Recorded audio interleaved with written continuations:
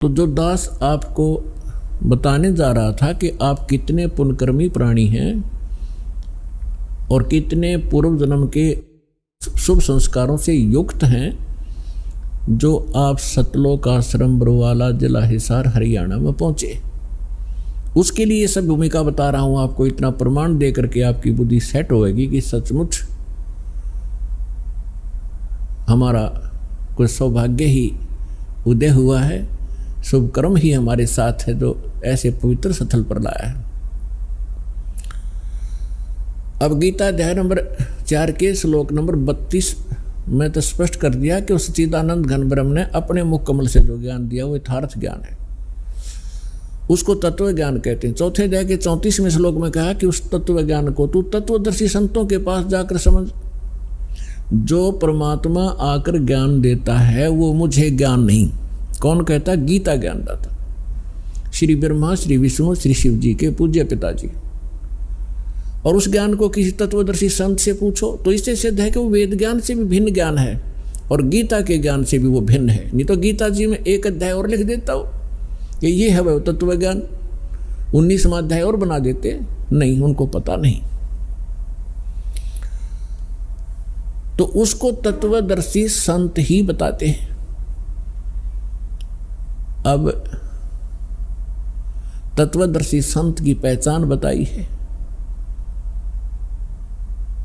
15वें अध्याय के प्रथम मंत्र में श्रीमद् भगवत गीता में, कि जो संत इस उल्टे लटके हुए संसार रूपी वृक्ष के पत्तों से लेकर मूल तक विस्तार से बताता है, भिन्न भिन्न बताएगा, स वेदवित वो तत्वदर्शी संत है। वह वेद के तात्पर्य को जानने वाला है। तो परमेश्वर स्वयं आते हैं, जैसे अभी आपको बताया कि सच्चिदानंद घन ब्रह्म यानी पूर्ण परमात्मा अपने मुख कमल से ही यथार्थ ज्ञान बताते हैं। उन्होंने 600 वर्ष पहले ये ज्ञान कहा था कि अक्षर पुरुष एक पेड़ है। जैसे आपको बहुत बार पेड़ का चित्र दिखाया है संसार रूपी वृक्ष का, जो जमीन से बाहर दिखाई देता उसको वृक्ष बोलते हैं, पेड़ बोलते हैं। तो परमात्मा ने स्वयं आकर इस संसार रूपी वृक्ष के विषय में जानकारी दी थी, क्योंकि वो सृष्टि रचनहार हैं। 600 वर्ष पहले जिनको अज्ञानी और अशिक्षित कहा जाता था, जुलाहा धाणक एक शूद्र नाम से पुकारा जाता था, वो परम पिता थे, वो परम अक्षर ब्रह्म थे। हमारी बुद्धि बालकों वाली है, हम भगवान को समझ नहीं पाए। और विशेष रोल रहा हमारे धर्म गुरुओं का, जिन्होंने हमारे अंदर आंखों में अज्ञानता का मोतिया बंद कर दिया था। उस समय 600 वर्ष पहले परमात्मा कबीर जी ने कहा था कि अक्षर पुरुष एक पेड़ है, सरपुरुष वाकी डार, सरपुरुष कहो ज्योत निरंजन कहो, और तीनों देवा शाखा हैं, ये पात्र रूप संसार है। और मूल स्वयं है। वो मूल बताने के लिए इस दास की सेवा दी है कि वो मूल कौन है। गीता अध्याय नंबर 15 के श्लोक नंबर 16 और 17 में 3 पुरुष हैं, सरपुरुष, अक्षर पुरुष। और 17वें श्लोक में कहा कि उत्तम पुरुष तो अन्य परमात्मा इति उदाहरत है, ये लोकतरम आविश्य विवर्ती अवैश्वर है। वो परम अक्षर ब्रह्म है और वही तीनों लोकों में प्रवेश करके सबका धारण पोषण करता है। वो वास्तव में अविनाशी भगवान है। तो कहने का तात्पर्य यह है कि फिर तत्वदर्शी संत की पहचान क्या है? प्रथम पहचान तो ये है कि सतगुरु के लक्षण कहूँ मधुरे बैन विनोद, 4 वेद 6 शास्त्र वो कहे 18 बोध। यानी वो परमात्मा का जो कृपा पात्र होगा वही सतगुरु होते हैं और वही तत्वदर्शी संत होते हैं, और वो सभी सदग्रंथों के यथार्थ ज्ञान से युक्त होते हैं। तो परमात्मा तो सारे सब कुछ जानकार हैं, सर्वज्ञ हैं, और फिर इस दास को वो ज्ञान युक्त बनाकर आप पुण्यात्माओं पर मेहर की परमेश्वर ने। अब जो प्रसंग चल रहा है, तो इन ऋषि महर्षियों ने वो तत्वदर्शी संत सतगुरु नहीं मिले, और इन्होंने स्वयं निष्कर्ष निकाल लिया कि ओम नाम का जाप सबसे उत्तम है और यही परम मंत्र है। इन्होंने आसी को बरवाला मान लिया और बोर्ड के पास बैठ गए। आगे नहीं पड़ा कि 30 किलोमीटर और है आगे वो है वस्तु जहाँ सत्संग होता है।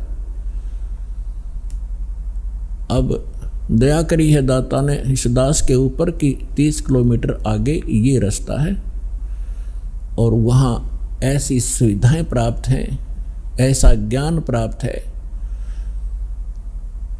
तो क्या है वो, तो इन ऋषियों को ज्ञान हुआ नहीं। शुनक जैसे ऋषि, वो महापुरुष परमात्मा पाने के लिए तड़प उठे। उनको ये ज्ञान हो गया कि इन देवी देवताओं की पूजा से कोई बनने वाला नहीं है, और उनको ये ज्ञान हो गया कि पूर्ण परमात्मा से ही पूर्ण मोक्ष होगा। उनका दुर्भाग्य था कि उनको तत्वदर्शी संत ना मिलने से उन्होंने ब्रह्म को और उसके ओम नाम को सुप्रीम गॉड मान लिया और श्रेष्ठ परम मंत्र मान लिया। ओम नाम का जाप, वेदों के अंदर ओम नाम के अतिरिक्त कोई मंत्र नहीं है। श्रीमद् भगवत गीता में भी ओम के अतिरिक्त कोई मंत्र नहीं है। जितने भी ये पुराण हैं ये गॉड गिवन नहीं है, ये ऋषि महर्षियों के अपने अनुभव हैं। जैसा उन्होंने परमात्मा को जाना, जैसे उन्होंने डले डोए, वो अनुभव उसमें लिख रखा है। लेकिन जो वेद से नहीं मेल खाता वो व्यर्थ है। ओम नाम के अतिरिक्त कोई मंत्र किसी भी जाप उसमें सदग्रंथों में नहीं है, और उसके अतिरिक्त किसी पुराणों के अंदर कोई अन्य मंत्र हैं तो वो यदि वेद से मेल नहीं खाते हैं तो हमें वो हानिकारक हैं। वो आन उपासना है, वो शास्त्र विधि को त्याग कर मनमाना आचरण होता है, जो गीता अध्याय नंबर 16 के श्लोक नंबर 23 और 24 में मना किया है कि जो शास्त्र विधि को त्याग कर मनमाना आचरण करते हैं उनको न तो कोई सुख होता है, ना कोई उनकी को सिद्धि प्राप्त होती है, और न ही उनकी परम गति होती है, अर्थात यूजलेस। इससे तेरे लिए अर्जुन कर्तव्य और अकर्तव्य की व्यवस्था में 24वें श्लोक में कहा, 16वें अध्याय के कर्तव्य और अकर्तव्य की व्यवस्था में अर्जुन शास्त्र ही प्रमाण है, किसी व्यक्ति विशेष के कहने से भ्रमित ना होना। तो पुण्यात्माओं, दास वो साधना आपको दे रहा है जो हमारे सदग्रंथ गवाह हैं जिनके, और उसी से मोक्ष संभव है। और इसके साथ साथ जिन महापुरुषों का मोक्ष हुआ उन्होंने कौन से मंत्र, कौन सी साधना की, वो भी रूबरू कर रहा हूँ, जिससे आपको दृढ़ विश्वास हो और आप अपना आसानी से कल्याण करा सकें। क्योंकि हम साधना बहुत की आपने, आज के नहीं हो, आपने सतयुग त्रेता द्वापर में भी बहुत गणे तप, बहुत गणे जप, इन नकली मंत्रों के और हठ योग किए हैं। परमात्मा के बिना ये आत्मा उसी दिन से तड़फ उठी थी जिस दिन से उससे बिछुड़ कर आई थी। क्योंकि जो सुख सतलोक के अंदर था इसको यहाँ कहीं प्राप्त नहीं हुआ। राजा बनकर देख लिया, रंग अपने आप ही बन जाता है, और फिर सेठ साहूकार बनकर भी देख लिया, वो सुख नहीं मिला। क्योंकि जो सुख है वो इस 21 ब्रह्मांड में उसका नाम निशान नहीं है। जिस सुख की हम खोज कर रहे हैं वो सुख वहाँ मिलेगा जहाँ वो सुख है, सतलोक के अंदर। अब कोई खल की बोरी में और खांड का टेस्ट ढूंढ रहा है तो चाहे आखिरी तक खोज लिए, उसकी तली तक भी खड़ ही मिलेगी। इसी प्रकार बोरी, जो खांड की बोरी, बूरा की बोरी के अंदर आप पहुँचोगे तो कहीं से भी निकाल लेना, मीठी ही मीठी होगी। इसी प्रकार सतलोक एक सुख सागर है, जहाँ आप पहले रहा करते थे। वहाँ मृत्यु नहीं, वहाँ वृद्ध अवस्था नहीं, वो जंत्र, ये नाड़ी तंत्र से बना हुआ वहाँ का शरीर नहीं, बहुत सुंदर एक तत्व से बना हुआ नूरी शरीर आपका होगा।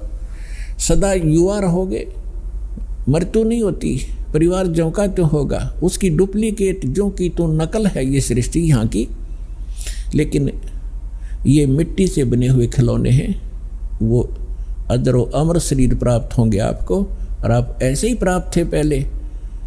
अपनी गलती से हम यहाँ फंस गए, अब आपको पता चलेगा कि हम कैसे फंसे। जैसे सृष्टि रचना में दास आपको सुनाता है, जो परमेश्वर ने स्वयं आकर हमें यहाँ सुनाई और बताई।